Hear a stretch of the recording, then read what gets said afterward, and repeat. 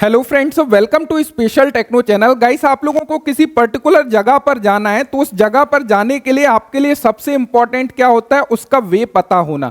यानी कि उस जगह पर पहुंचने के लिए उसका रास्ता आप लोगों को मालूम होगा तो एक बहुत ही इजी तरीके से आप उस जगह पर पहुंच सकते हो। इसी प्रकार यदि आप लोग कोई कॉम्पिटिटिव एग्जाम दे रहे हो, वहां पर सबसे इंपॉर्टेंट क्या है? आप लोगों का वहां पर वे रास्ता पता करने का क्या माध्यम है? आपके पास में आपका रोड मैप होता है, यानी कि आपके पास में आपका पर्टिकुलर सिलेबस होता है। तो आप लोगों की रिस्पॉन्सिबिलिटी बनती है, यदि आप किसी कॉम्पिटिटिव एग्जाम की प्रिपरेशन कर रहे हो, कि सबसे पहले अपने सिलेबस को समझें। और आज की इस वीडियो में हम लोग डिस्कस कर रहे होंगे Madhya Pradesh ITI training officer के सिलेबस के बारे में। बिकॉज बहुत सारे कंफ्यूजन यहां पे निकल के आ रहे हैं। रीजन क्या है? बिकॉज यहां पे कुछ ट्रेडों के पर्टिकुलर वैकेंसी को नहीं निकाला गया है, जैसे कि टर्नर, मशीनिस्ट, वेल्डर, कारपेंटर, इनको फिटर में अप्लाई करने का मौका दिया है। तो यहां पे क्वेश्चन उठ रहा है, चाहे वह फिटर ट्रेड वाले स्टूडेंट्स हो, डिग्री वाले हो या डिप्लोमा वाले हो, आप जिस पोस्ट में अप्लाई कर रहे हो, लाइक फिटर में अप्लाई कर रहे हो, तो क्या सर वहां पर ओनली फिटर ट्रेड के क्वेश्चन को इंक्लूड किया जाएगा या फिर कारपेंटर के क्वेश्चन को इंक्लूड किया जाएगा? वेल्डर से कुछ क्वेश्चन लिए जाएंगे, कुछ टर्नर से लिए जाएंगे, कुछ मशीनिस्ट से लिए जाएंगे? तो इन सारे सवालों का जवाब आप लोगों को इस वीडियो में मिल रहा होगा। साथ ही साथ एक प्रॉपर गाइडेंस आप लोगों को मिल रही होगी, जिसके माध्यम से यदि उसको फॉलो करते हो तो डेफिनेटली एक अच्छा स्कोर आप लोग कर सकते हो। तो सबसे फर्स्ट ऑफ ऑल तो आप लोगों को क्लियर होना चाहिए कि इसकी जो लास्ट डेट है वह 15 नवंबर है, और आई होप आप लोगों ने अप्लाई कर दिया होगा। यदि अभी तक आप लोगों ने अप्लाई नहीं किया है तो और आप लोग एलिजिबिलिटी क्राइटेरिया को मैच करते हैं तो डेफिनेटली आप लोगों को अप्लाई करना चाहिए, बिकॉज एक गोल्डन अपॉर्चुनिटी है आप लोगों के लिए ये।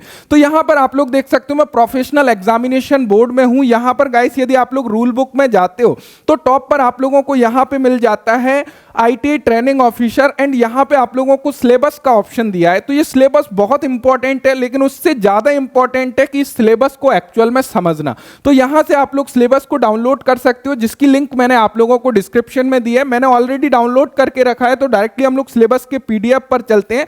देन वहां पर चीजों को हम लोग समझने की कोशिश करते हैं कि एक्चुअल में यहां से हम लोगों को क्या चीजें समझने हैं। तो यहां पे आप लोगों को ट्रेड से संबंधित पाठ्यक्रम को दिखाया गया है।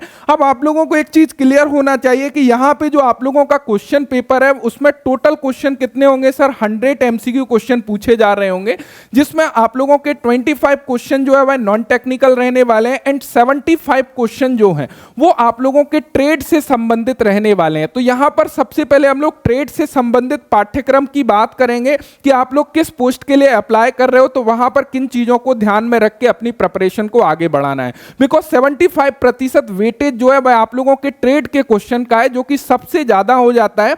और अनदर 25 क्वेश्चंस में हमारी एमपीजी के है, या फिर मैथ रीजनिंग के क्वेश्चन इंक्लूड कर सकता है, कंप्यूटर के क्वेश्चन इंक्लूड कर सकता है, जैसा कि उन्होंने एग्जाम पैटर्न में दिखाया हुआ है। बट यहां पे ध्यान दीजिएगा, 2016 में भी same syllabus, same exam pattern आप लोगों का दिया गया था। बट जो अनदर 25 क्वेश्चन है आप लोगों के ट्रेड से संबंधित पाठ्यक्रम के अलावा, वहां पर ओनली एमपीजी के पूछा गया था। बट इसका मतलब यह नहीं है कि जो आप लोगों का एग्जाम 2022 दिसंबर में होने वाला है, वहां पर भी आप लोगों से जो 25 क्वेश्चन है वह मध्य प्रदेश जीके के पूछ लेगा। तो ऐसा बिल्कुल भी हम लोग अनुमान नहीं लगा सकते हैं। हम लोगों को जो एग्जाम पैटर्न दिया है, जिसमें कंप्यूटर से क्वेश्चन इंक्लूड करने की बोल रहा है, मैथमेटिक्स से क्वेश्चन इंक्लूड करने की बोल रहा है, तो वो सारी चीजें हम लोगों को कवर करना चाहिए, यदि आप लोग एक रिस्पॉन्सिबल पर्सन हो और अच्छे सीरियस तरीके से उसकी प्रिपरेशन कर रहे हो। अब हम लोग अनदर यहां पे बात कर लेते हैं, जो 75 क्वेश्चन है उसको किस प्रकार आप लोगों को तैयार करना चाहिए। अब देखो यहां पे एक चीज समझिएगा, चाहे आप लोगों ने इलेक्ट्रॉनिक मैकेनिक में अप्लाई किया हो, चाहे आप लोगों ने फिटर ट्रेड में अप्लाई किया है, चाहे आप लोगों ने इलेक्ट्रीशियन में अप्लाई किया है, चाहे आप लोग डिग्री स्टूडेंट्स हो, चाहे आप लोग डिप्लोमा स्टूडेंट्स हो, यानी कि आप लोगों ने जिस पोस्ट में अप्लाई किया है उस पोस्ट का आप लोगों का सिंगल एग्जाम होगा। यानी कि यदि टर्नर वाला स्टूडेंट्स है और उसने फिटर पोस्ट के लिए अप्लाई किया है, तो फिटर पोस्ट के लिए एक ही एग्जाम पेपर बनेगा, जिसको डिग्री स्टूडेंट्स भी दे रहे होंगे, डिप्लोमा वाले भी दे रहे होंगे, ITI टर्नर स्टूडेंट्स भी दे रहा होगा, ITI फिटर स्टूडेंट्स भी दे रहा होगा। तो सबसे पहली चीज तो ये क्लियर होना चाहिए आप लोगों को कि यहां पर जिस पोस्ट के लिए आप लोगों ने अप्लाई किया उसमें जितनी भी एलिजिबिलिटी क्राइटेरिया आ जाते हैं, चाहे डिग्री वालों ने अप्लाई किया है, डिप्लोमा वालों ने अप्लाई किया, उसका क्वेश्चन पेपर सेम रहेगा सभी स्टूडेंट्स के लिए। अब यहां पे उसके लिए उन्होंने क्या किया है कि जो ट्रेड से संबंधित पाठ्यक्रम है उसको पर्टिकुलर सिलेबस में टॉपिक बाय टॉपिक दिखाया है। तो चाहे आप लोग डिग्री स्टूडेंट्स हो या डिप्लोमा स्टूडेंट्स हो या ITI टर्नर ट्रेड वाले हो, मशीनिस्ट ट्रेड वाले हो, आप जिस पोस्ट के लिए अप्लाई कर रहे हो वहां पर उस पोस्ट का आपको जो है सिलेबस को समझना है। जैसे कि यहां पर हम लोग मैकेनिकल वालों के लिए यानी कि fitter, turner, machinist, carpenter, welder, इन सभी ट्रेड ने किस में अप्लाई किया, फिटर ट्रेड में अप्लाई किया है, तो वहां पर उस सिलेबस को हम समझने वाले हैं। इसी प्रकार इलेक्ट्रीशियन वाले, वायरमैन वाले या इलेक्ट्रिकल से जिन्होंने डिप्लोमा किया है वो लोग अपने सिलेबस को समझ सकते हैं। तो यहां पे मैं थोड़ा सा हिंट करता चलूंगा, हालांकि अनादर ट्रेड वालों के लिए भी, जिससे कि वो लोग समझ सकें। तो यहां पे देख सकते हो इस प्रकार यदि इलेक्ट्रॉनिक मैकेनिक में अप्लाई किया है तो यहां पर उनके टॉपिक दिए गए हैं कि हम लोग जो 75 क्वेश्चन पूछ रहे होंगे तो एक्चुअल में वो किन टॉपिक से पूछ रहे होंगे। तो आपको करना क्या है, ये ध्यान नहीं देना है कि सर मैं फिटर ट्रेड थ्योरी पढ़ूं, वेल्डर पढ़ूं, इलेक्ट्रीशियन पढ़ूं। आपको क्या पढ़ना है, जो आपको टॉपिक दिए गए हैं उन टॉपिक को क्लियर करना है। चाहे आप लोग फिटर ट्रेड थ्योरी से वो कवर कर रहे हो, मशीनिस्ट से कर रहे हो, या फिर कारपेंटर से कर रहे हो, या फिर वेल्डर से कर रहे हो, यानी कि जो टॉपिक जिस ट्रेड थ्योरी के दिए हुए हैं उन टॉपिक को क्लियर करना है। अब थोड़ा सा हम लोग फिटर की ओर बढ़ते हैं और वहां पर कुछ चीजें जो उलझी हुई हैं उनको सुलझाने की कोशिश करते हैं, जिससे कि fitter, turner, machinist, carpenter, welder उन ट्रेड वालों को कोई भी डाउट ना रहे अपनी प्रिपरेशन के दौरान। देन मैं बहुत अच्छे तरीके से आप लोगों को गाइड कर पाऊंगा, बिकॉज मैं मैकेनिकल से हूं तो डेफिनेटली एक बहुत अच्छे तरीके से मैं आप लोगों को समझा पाऊंगा कि जो टॉपिक एक्चुअल में ये लोग दे रहे हैं उनका पर्पस क्या है और किस लेवल के क्वेश्चन पूछने को वो इंडिकेट कर रहे हैं, जिससे कि हम लोग उन चीजों को समझ पाएं। अब देखो यहां पे थोड़ा सा समझिएगा, ये workshop calculation and science engineering drawing वालों के लिए सिलेबस है। उसके अलावा यदि हम लोग यहां पे देखें तो अभी हम लोगों को मिल जाता है computer operator and programming assistant, COPA वालों के लिए मिल जाता है। देन उसके अलावा इलेक्ट्रीशियन वालों के लिए यहां पे दिया गया है, फिटर वालों का। अब यहां पे समझिएगा ये सिलेबस किसका है, फिटर ट्रेनिंग ऑफिसर का है।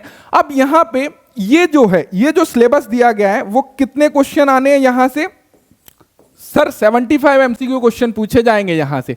आप देखो यहां पे समझिएगा पॉइंट बाय पॉइंट दिया है। सबसे फर्स्ट पॉइंट में ये लोग बोलने की क्या कोशिश कर रहे हैं, सर हम लोग क्वेश्चन पूछ रहे होंगे बेसिक फिटिंग ऑपरेशन से। अब बेसिक फिटिंग ऑपरेशन के अंतर्गत क्या क्या चीजें आ जाती हैं, यदि मैं बेसिक फिटिंग ऑपरेशन के बारे में बात करूं, आप लोगों की मार्किंग एंड मार्किंग मीडिया हो जाती है, हेक्साइंग हो जाती है, चीजलिंग हो जाती है, फाइलिंग हो जाती है, ड्रिलिंग हो जाती है, टैपिंग हो जाती है, ग्राइंडिंग हो जाती है। साथ ही साथ हमारे कुछ मैन्युफैक्चर सिंपल सीट मेटल यहां पे सेकंड नंबर पर मिल जाता है। तो कहने का मतलब क्या है, यदि हम लोग फर्स्ट टॉपिक में देखें तो यहां से ये चीज हम लोगों को क्लियर हो रही है कि जो आप लोगों का बेसिक फिटिंग के जितने भी चीजें हैं, जो कॉमन सी चीजें जैसे हेक्सा ब्लेड की पिच हो गई, या फिर आप लोगों की फाइल्स के बारे में हो गया, या फिर चीजलिंग के चिपिंग के बारे में हो गया, चीजल के एंगल वगैरह हो गए, जो कॉमन क्वेश्चन ITI लेवल का पूछा जाता है, जैसे कि डिफरेंट एग्जाम में पूछे जाते हैं, सिमिलर यहां पे भी आप लोगों से पूछे जा रहे होंगे। अब यहां पे ये चीज ध्यान नहीं दिया जाएगा कि यहां टर्नर वालों ने अप्लाई किया है, कारपेंटर वालों ने अप्लाई किया है, और बाकी मैं आप लोगों को ये चीज क्लियर कर दूं, जितने भी यहां टॉपिक दिए गए हैं उनमें से 90% टॉपिक ऐसे हैं जो कि आपके फिटर ट्रेड में भी मिलेंगे, टर्नर में भी मिलेंगे, मशीनिस्ट में भी मिलेंगे, कारपेंटर में भी मिलेंगे, वेल्डर में भी मिलेंगे, कुछ अलग से नहीं दिया गया है। तो एक चीज ध्यान दीजिएगा। बाकी यदि मशीनिस्ट ट्रेड वालों की बात करें, वहां पर milling machine, shaper machine, slaughter machine, planning machine अलग हो जाता है, तो वहां से क्वेश्चन वो इंक्लूड नहीं कर रहा है। तो आपको क्या करना है, या तो डायरेक्टली आप फिटर ट्रेड थ्योरी की बुक ले सकते हो जहां से प्रिपरेशन कर सकते हो, या फिर मैंने कंप्लीट फिटर ट्रेड थ्योरी का फिटर टर्नर मशीन यानी कि सिलेबस के अकॉर्डिंग कंप्लीटली कोर्सेस आप लोगों के लिए तैयार किया है, जो कि स्पेशल टेक्नो एंड्रॉइड एप्लीकेशन पर अवेलेबल है, जहां पर हर टॉपिक को डिटेल में MCQ हर तरीके से क्लियर किया है। यानी कि आप लोग बोल सकते हो कि ये जो 75 क्वेश्चन है वो कहीं आप लोगों के जाने वाले नहीं है। अब देखो यहां पे समझिएगा थोड़ा सा सिलेबस को तो सबसे पहला पॉइंट हम लोगों ने समझा कि किस टाइप के क्वेश्चन पूछ रहा होगा, वह ड्रिलिंग ऑपरेशन से पूछ रहा होगा। यदि हम लोग ड्रिलिंग कर रहे हैं लेथ मशीन पर, देन हम लोग फीड देते हैं तो टेलीस्टॉक हमारा बैक साइड में जा रहा है, क्या रीजन है, टेलीस्टॉक को लॉक नहीं किया। तो इस टाइप के क्वेश्चन जो जनरली हम लोग डिस्कशन करते हैं, काफी सारी क्लासेस अवेलेबल हैं, जैसे कि टॉप 50 टेक्निकल क्लासेस बहुत ज्यादा हेल्प करेगी आप लोगों के लिए। 1000 मल्टीपल चॉइसेस क्वेश्चन की क्लासेस, जो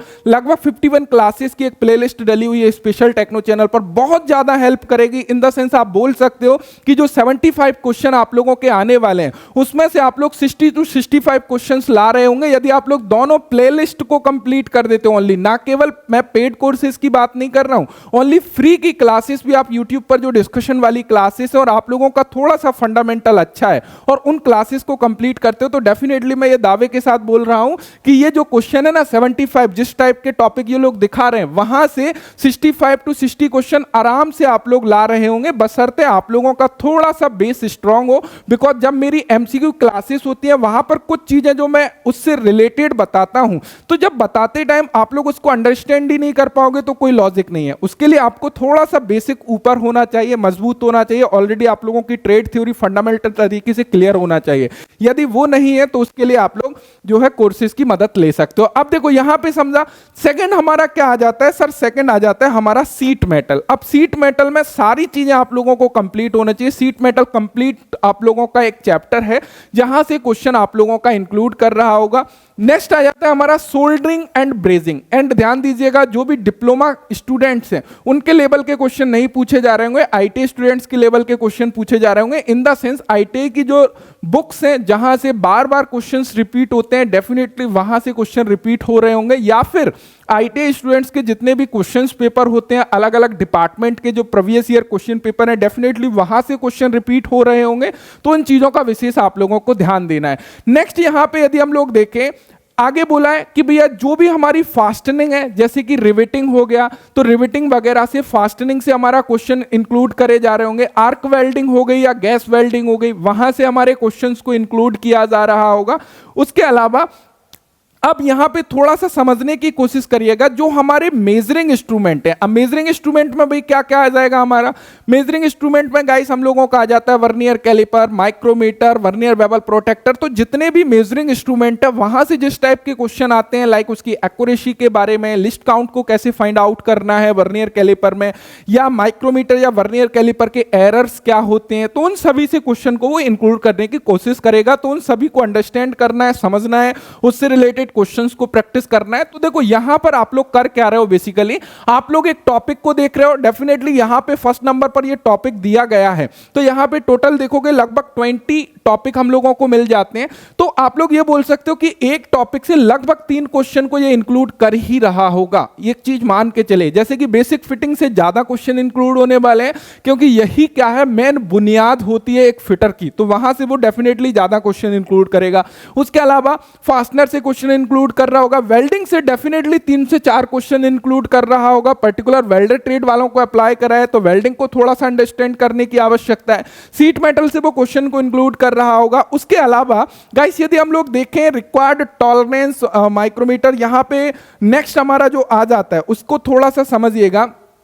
यहां पे सारा कुछ दिया गया है, vernier, screw gauge, micrometer. Next यदि हम लोग देखें component assembly as per required tolerance observing principle of interchangeability, यानी कि समझ रहे हो ये किसकी ओर इंडिकेट कर रहा है। यहां पे यदि आप लोग देखोगे नेक्स्ट टॉपिक में 7 नंबर के टॉपिक में, यहां पर टोटली आप लोगों को लिमिट, फिट एंड टॉलरेंस की ओर इंडिकेट करने की बात कर रहा है, कि आप लोग समझ पाओ कि एक्चुअल में इंटरचेंजेबिलिटी क्या होती है, डिफरेंट टाइप्स की फिट क्या होती है, टॉलरेंस क्या होता है, अलाउंस क्या होता है, किस प्रकार उनको कैलकुलेशन करते हैं।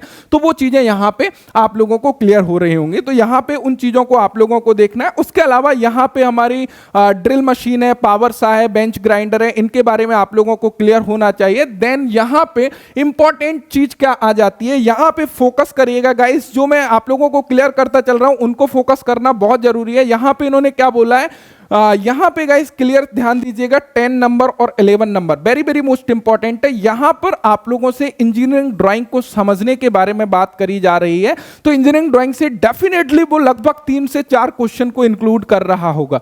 तो इंजीनियरिंग ड्राइंग के जितने भी सिंबल्स हैं, अब यहां पे आप लोग ज्योमेट्रिकल टॉलरेंस की तरफ जा सकते हो, बिकॉज वो इंजीनियरिंग आप लोगों का क्या इंजीनियरिंग ड्राइंग से रिलेटेड है।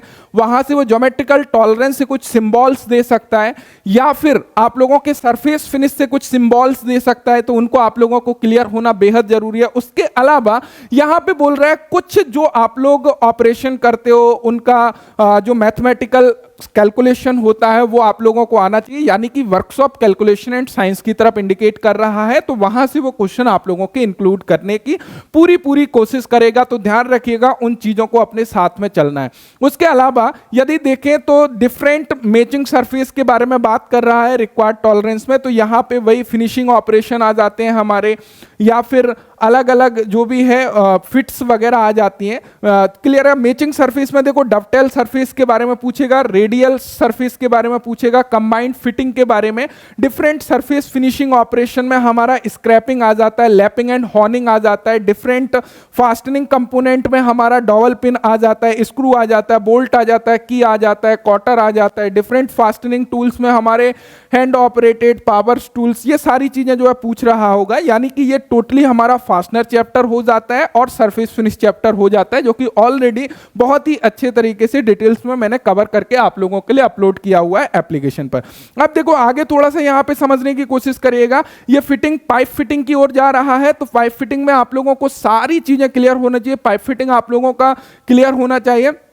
उसके अलावा गाइस यदि हम लोग देखें तो यहां पे हम लोगों को पावर ट्रांसमिशन मिल जाता है, जिसमें गाइस आप लोगों को जितनी भी पुली है, गियर्स हैं, की है, जिब है, शाफ्ट है, या किस प्रकार हम लोग पावर को ट्रांसमिट कर रहे हैं, वो चीजों के बारे में क्लियर होना चाहिए। उसके अलावा एक इंपॉर्टेंट टॉपिक को ध्यान दीजिएगा, यहां पे जो क्वेश्चन आप लोगों के इंक्लूड किए जा रहे होंगे वो हाइड्रोलिक एंड पेनोमेटिक्स के क्वेश्चन को इंक्लूड किए जा रहे होंगे, जो कि नया टॉपिक आप लोगों में ऐड किया है।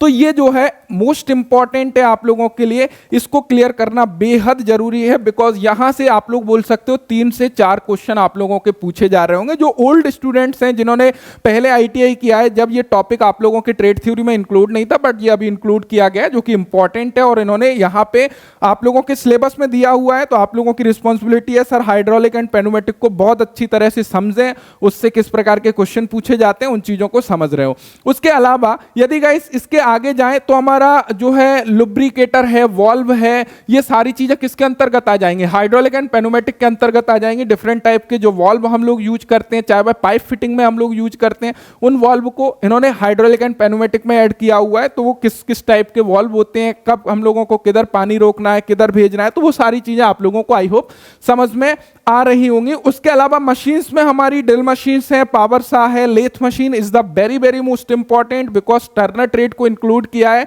तो लेथ मशीन में थोड़ा सा वो डीपली जा सकता है, जो भी स्टूडेंट्स कोर्स के उनको कोई दिक्कत आने वाला कोई सवाल ही नहीं उठता है।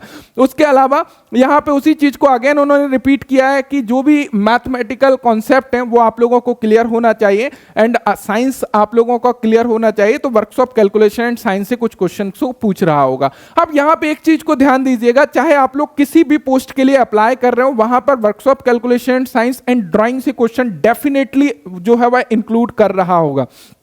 तो उस चीज को आप लोगों को बिल्कुल नजरअंदाज नहीं करना है, और उसके ऊपर थोड़ा सा काम करना पड़ेगा ट्रेड थ्योरी के अलावा। तो यहां पर आप लोग क्या समझे, मैंने फिटर के सिलेबस को थोड़ा सा आप लोगों को समझाने की कोशिश करी। तो यहां पे एक चीज आप लोगों को क्लियर हो रही होगी कि यहां पे कोई भी स्पेशल ट्रेड की ओर नहीं गया, वो ना ही आप लोगों के मशीनिस्ट ट्रेड की ओर स्पेशली गया, ना कारपेंटर ट्रेड की ओर बिल्कुल गया, राइट। उसके अलावा वेल्डर में जो हमारे फिटर में वेल्डर के चैप्टर है, डेफिनेटली उतना ही आप लोग कवर करोगे तो उससे आप लोगों का क्लियर हो रहा होगा। यानी कि यदि फिटर ट्रेड थ्योरी को आप अच्छे से कवर कर लेते हो बाकी ट्रेड वाले, तो आप लोगों का काम बन रहा होगा। बाकी फिट टर्नर वाले मशीनिस्ट वालों को कोई दिक्कत नहीं है, जो फिटर में है ऑलरेडी वो टर्नर एंड मशीनिस्ट में है, कोई अलग नहीं है। जबकि मशीनिस्ट में आप लोगों की मशीनें अलग हो जाती हैं, तो उनसे क्वेश्चन को इंक्लूड नहीं करेगा वो, बिकॉज उन्होंने सिलेबस में नहीं दिया है।